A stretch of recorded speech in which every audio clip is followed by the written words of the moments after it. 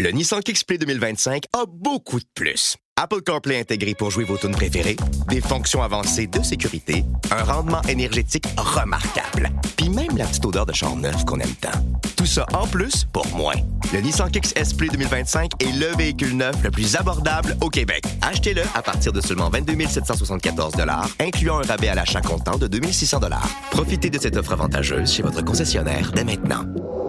Jusqu'au 2 mars, des conditions s'appliquent. Détails chez Nissan. Mentioned this story yesterday because the news broke kind of middle of the afternoon. The Quebec Bar Association is the kind of latest, I guess, to try to convince the government that, you know what, reworking, re-strengthening, or whatever you want to call it, its secularism bill, which in this case is Bill 9, there are hearings on it right now, is not only a bad idea, as most of the people who are in consultation or giving their opinions with the government have said, but with respect to the Bar Association, there's a bigger concern, and that's the increasing use by this government of the notwithstanding clause.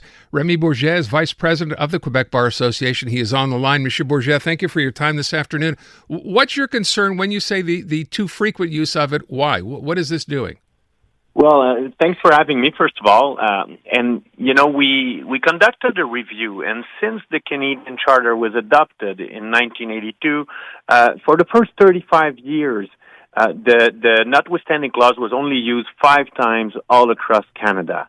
But then since 2018, since the CAQ government arrived in Quebec, the notwithstanding clause has been used 10 times all across Canada, and 6 of which were by the Quebec government. So 6 times in Quebec only. So for us, it's like the elephant in the room in the discussion, you know? Well, with respect to this, and as I said, I think so many of the people now who are, giving their opinions in Quebec City are saying basically the same thing for different reasons, perhaps. What's your reaction? Because I saw today that, in fact, Jean-François Roberge had commented on this. Yeah, well, you know, I haven't heard Mr. Roberge's comment. I know our president, our bâtonnier, was there in the committee this morning, and I have to confess that I was at work, so I haven't listened to him yet. So I'll be careful before I comment. Let me read his comment to you. Okay, perfect. So what he said was, reacted to your proposition, saying it would be like voting ourselves, quote, a straitjacket, and that it would no longer be the judges who would handcuff the Quebec state, but the state itself that would handcuff itself. Well, listen, here's what I have to say. In a modern democracy, you know, the suspension and the violation of the citizens' fundamental rights should be the exception rather than the rule. You know, it should not be normalized nor banalized. So what we did today is that we put forward a few proposals to basically give a framework when the Quebec government wanted to use the notwithstanding clause. We're not saying that the Quebec government should never use it. We're saying that basically when they do it, they should be careful, and they should take into consideration the citizens whose rights are infringed by this. Well, look, I mean, the issue here has been this is unnecessary, and I think, as you said at the beginning, the number of times that this has been used, it was not intended, I think, as most people have said, to be used in the way this government is using it, which is basically as a rubber stamp.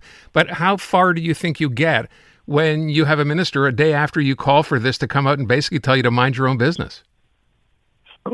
Well, you know, what I would say, and I try to be careful. That's why I allow myself a few seconds of reflection, because you know it's for us the Quebec Bar Association. We try not to become too political, but sometimes issues are raised which are really at the core of our mission. You know, our mission is the protection of the rule of law.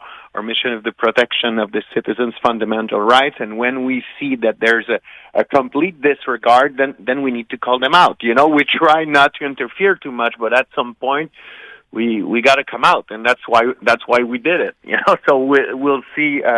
I understand that a lot of things might happen in the next few months in Quebec politics, so you know we'll see how everything ends up at the end. Okay, you know? Where do you go from here, though? So you've said what you had to say, and I think probably most people, as I said, agree with the position, even if it's not specifically on the use of the clause on this bill and the fact that it's really unnecessary. What's the progression here? How does this move forward? Listen, we'll monitor carefully where this ends.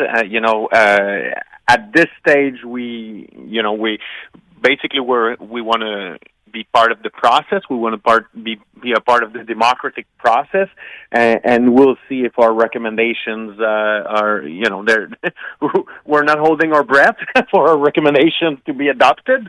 But we thought it was important for the Barreau not just to come out and criticize, but also to come out and give some advice and some positive proposals. Some things that could be done that would not affect Quebec's government powers, but that would at the same time protect the citizens' most fundamental rights. Well, okay. Well, what are those things? How would it work? It's one thing to say we don't like you doing this. Where's the compromise? Where's the option that you're mentioning? Okay, so we have a few things. First of all, we say that the government should give itself some strict conditions for the use of the notwithstanding clause. They should justify it in a clear and intelligible manner. Just to say that we agree this is a good idea, it's not enough, or that's like they said sometimes, this is how we live in Quebec, is not enough, okay? There should be accountability, minimum consultation. They should not be able to suspend the parliamentary procedure. They say in French, le baillon, they should not be able to use that when it comes to the notwithstanding clause, because this has an impact on the citizens' fundamental rights. Okay. And we think also that there should be an automatic reference to the Court of Appeal. So this is important because right now, what they're saying is that basically we're using the notwithstanding clause, which means the citizens can't even go to court to get a declaratory judgment. Let's say the citizens don't have the right to annul the law, or but at least if they could have a judgment saying that, if it was not for the notwithstanding clause, we would confirm that your rights are being violated by the government. This is worth something in a democratic society. Now the citizens can't even get that from a court. So basically, we think that there should be.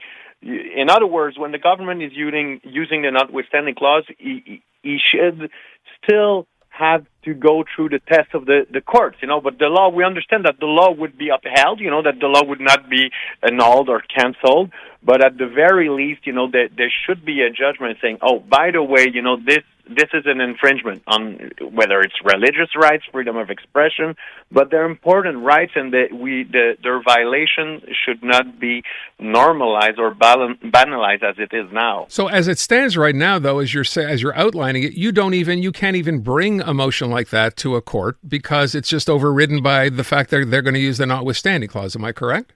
You are correct, but we have to say that this is one of the questions the Supreme Court of Canada will have to decide in a month or so. When they hear the debate on Bill 21. Bill 21, right? Okay. Of course, the curiosity then is, let's say after the Supreme Court hears this and hands down a decision, and they say, well, you can't do this, then what? Exactly.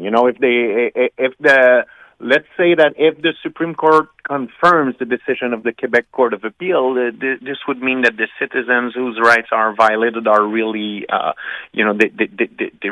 they're left with no choice and no way to not even get a decision that's purely declaratory. You understand it would not be enforceable. You could not be able to use this decision to dismiss or cancel and all the law, but at least you would have something, a piece of paper signed by a judge saying that your rights were violated is worth something in a democracy, in our views, I'm curious, though, if they ruled, the Supreme Court, that this was not legal, right, couldn't this government just choose to ignore that decision completely anyway?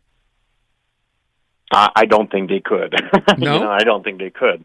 They could always, and there are many ways for the Supreme Court to say this. Let's say for the sake of the exercise that they would say this.